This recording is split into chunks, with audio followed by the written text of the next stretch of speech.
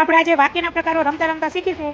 જે અહીં સુધી પહોંચી જશે એ રાજા બનશે, જે અહીં પહોંચી જશે એ મહારાજા, અને બધા જ વાક્યોના પ્રકાર ઓળખશે તે બાહુબલી બનશે. જો તમે એકલા રમતા હોય તો જવાબ સાચો છે કે ખોટો એ જોવા માટે શું કરશું સાહેબ? આપણે પાછળ જવાબ આપેલો એટલે તમારે કોઈ કન્ફ્યુઝન રહેશે નહીં. અત્યારે તો હું જોઈ દઈશ. ચાલો ચાલો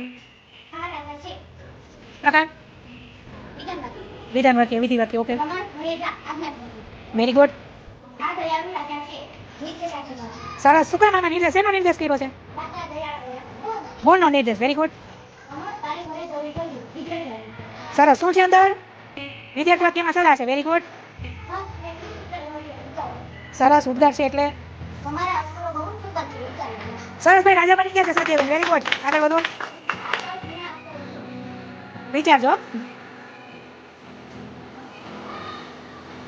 આ સાવ ઝીણા અક્ષરો છે, બધા વિચારી શકે છે એવું વાક્ય છે. કઈ વાંધો નહીં, ખોટું પડે છે, પ્રયત્ન કરવાનો. સરસ. શેનો નિર્દેશ છે અંદર? અક્ષરોની સ્થિતિ બતાવી છે. જોયું ને તમે? સરસ, આગળ વધો. પ્રશ્ન છે. વેરી ગુડ, સરસ. સલાહ છે. શાબાશ, સરસ. સલાહ છે. પ્રશ્ન છે. શાબાશ. મહારાજા બની ગયા ભાઈ આપણા સત્યવેન. વેરી ગુડ, સરસ. આજ્ઞા છે.